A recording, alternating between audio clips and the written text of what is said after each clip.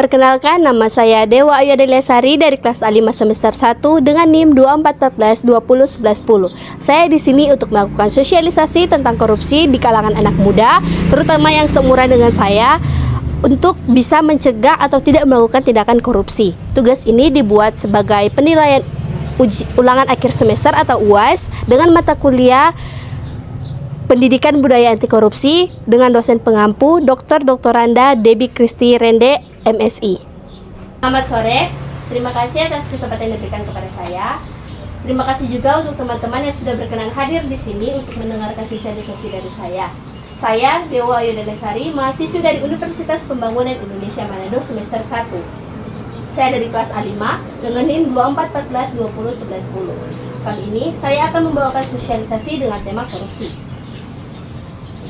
Seperti yang kita tahu, tindakan korupsi akhir-akhir ini sangat ramai diperbincangkan, baik di media massa maupun media cetak, apalagi di era Prabowo, di mana banyak terkuak kasus-kasus korupsi yang terjadi di beberapa daerah. Tindakan korupsi ini mayoritas dilakukan oleh para pejabat tinggi negara yang sesungguhnya dipercaya oleh masyarakat luas untuk memajukan kesejahteraan rakyat, tetapi mereka malah merugikan negara. Hal ini tentu saja sangat memprihatinkan bagi kita sebagai masyarakat. Saya ada pertanyaan untuk teman-teman sekalian. Apakah kasus korupsi dapat dikurangi? Tidak. Kenapa? Karena korupsi itu tergantung dari diri kita sendiri, tergantung dari orang itu sendiri, orang mampu untuk menahan diri untuk tidak korupsi atau tidak. Baik, terima kasih. Kita sebagai generasi penerus bangsa sangat diharapkan dapat mengurangi kasus korupsi di Indonesia. Karena jika kita ikut adil dalam pemberantasan korupsi serta tidak melakukan tindakan korupsi, maka negara kita bisa lebih berkembang dari sekarang. Apakah teman-teman tahu apa pengertian dari korupsi? Tidak. Oke. Kata korupsi berasal dari bahasa Latin yaitu corruptio corrumpere yang artinya busuk, rusak, menggoyahkan, memutar balik atau menyogok. Nah, korupsi merupakan perbuatan curang yang merugikan negara dan masyarakat luas dengan berbagai korupsi dapat dibedakan menjadi dua, yaitu berdasarkan aspek perilaku individu, diantaranya sifat tamak. Sifat tamak atau rakus merupakan sifat manusia yang selalu berperan dengan apa yang dimilikinya, atau bisa juga disebut dengan rasa kurang bersyukur. Orang yang tamak memiliki hasrat yang kuat untuk menambah kekayaan dengan melakukan segala cara. Contohnya adalah melakukan tindakan korupsi. Yang kedua, moral yang kurang kuat. Orang yang tidak memiliki moral yang kuat tentunya akan tergoda untuk melakukan tindakan korupsi. Yang ketiga, gaya hidup yang royal. Gaya hidup tentunya menjadi salah satu di antara penyebab korupsi yang disebabkan oleh faktor eksternal. Karena bila seseorang memiliki gaya hidup yang royal, tetapi pendapatannya tidak mencukupi untuk gaya hidup yang royal tersebut, orang tersebut akan melakukan tindakan korupsi. B. Berdasarkan aspek sosial. Berdasarkan aspek sosial bisa menyebabkan seseorang melakukan tindakan korupsi. Hal ini terjadi karena dukungan atau dorongan dari keluarga, walaupun sifat pribadi orang tersebut tidak ingin melakukan tindakan tersebut. Lingkungan dalam hal ini malah memberikan dorongan untuk melakukan korupsi, bukan malah melarang orang tersebut untuk melakukan tindakan yang mengurangi nilai moral itu. C. Faktor eksternal.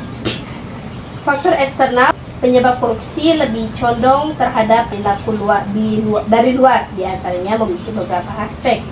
Yang pertama, aspek sikap masyarakat terhadap korupsi. Masyarakat tidak menyadari bahwa yang paling rugi atau korban utama ketika terjadinya korupsi adalah mereka sendiri.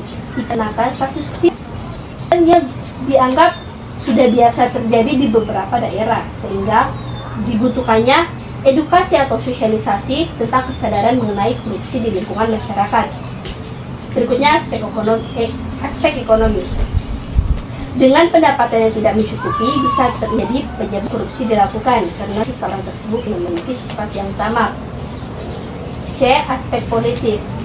Pada aspek politis, korupsi bisa terjadi karena kepentingan politik saat meraih dan mempertahankan kekuasaan. Biasanya, dalam aspek politis ini bisa membentuk rantai-rantai penyebab korupsi yang tidak terputus, yaitu dari satu orang ke orang lainnya. Berikutnya, aspek organisasi. Dalam aspek organisasi, penyebab korupsi bisa terjadi karena beberapa hal, seperti kurang adanya keteladanan dari kepemimpinan, tidak adanya kultur organisasi yang benar, kurang membadainya sistem akuntabilitas, serta kelemahan sistem pengendalian manajemen dan lemahnya pengawasan dari petinggi negara. Dampak korupsi. Terdapat 6 dampak korupsi. Yang pertama, merusak kedisiplinan. Sebagai contoh, korupsi merusak sikap disiplin, misalnya orang tua menyogok sekolahnya agar bisa bersekolah di tempat yang diinginkan. Hal itu menjadikan anaknya sombong dan seenaknya dalam hal belajar karena semuanya bisa dibayar dengan uang. 2. Menghambat profesionalisme. Misalnya, seorang staf perusahaan tidak berprestasi dengan sogokan bisa menempati posisi yang penting, sementara staf yang jujur dan tidak menyogok karirnya mentok karena tidak mendapatkan promosi yang profesional. 3. Biaya ekonomi yang tinggi. Contohnya, biaya perizinan usaha yang birokratis, sehingga untuk mendapatkan izin, tiap meja harus mengeluarkan uang. Ada lagi kasus seperti pembuatan SIM yang mahal dan tidak masuk akal. 4. Merusak tatanan hukum. Kasarnya, hukum bisa dibuat sesuai yang diinginkan jika mempunyai uang. 5. Kekacauan politik. Dalam aturan atau undang-undang kerap merugikan kepentingan masyarakat dikarenakan kekuatan para pengusaha yang mempunyai kepentingan dalam aturan yang dibuat itu. 6. Kebencian sosial. Para koruptor tentu akan dinilai selamanya oleh masyarakat bahwa mereka adalah pencuri uang dan penjahat bangsa. 8. Strategi pencegahan korupsi. Dapat melakukan kampanye tentang budaya anti korupsi di ruang publik berupa sosialisasi atau diseminasi, menyediakan sarana bagi masyarakat untuk melaporkan kasus korupsi. 3. Di beberapa negara, pasal mengenai fitnah dan pencemaran nama baik tidak dapat diberlakukan untuk mereka yang melaporkan kasus korupsi. Bahaya kasus korupsi dianggap lebih besar daripada kepentingan individu. Berikutnya, pemerintah telah mengeluarkan PP atau Peraturan Pemerintah Nomor 71 Tahun 2000 tentang tata cara pelaksanaan peran serta masyarakat dan pemberian penghargaan dalam tindakan pemberantasan korupsi. Pers atau media yang bebas semakin memberi paham terhadap masyarakat tentang bahaya atau dampak korupsi.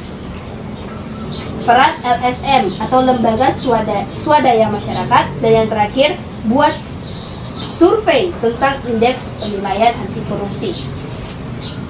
Sekian dari saya, terima kasih kepada teman-teman yang sudah berkenan hadir pada hari ini. Semoga apa yang disampaikan oleh saya dapat bermanfaat bagi kita semua, terutama kalian para anak muda dan juga saya tentunya, dapat bermanfaat dengan apa yang saya ucapkan. Saya ucapkan terima kasih. Terima kasih. Sekian dari saya, semoga teman-teman yang menonton video ini, bahkan yang mengikuti sosialisasi saya secara langsung dapat bermanfaat. Saya sebagai salah satu mahasiswi dari Universitas Pembangunan Indonesia Manado, mengajak kalian, siswa-siswi yang segera lulus dari SMA atau SMK, agar dapat mendaftar di Universitas Pembangunan Indonesia. Ataupun teman-teman yang masih bingung untuk masuk kuliah di mana, saya sangat merekomendasikan UNPI, karena UNPI ada berbagai jurusan, salah satunya adalah Fakultas Keperawatan, yaitu saya, ada juga sastra, teknik, dan lain-lain. Ada juga pendidikan nurse untuk kalian yang sudah menyelesaikan program studi ilmu keperawatan dan akan melanjutkan ke pendidikan nurse. Sekian dari saya, terima kasih.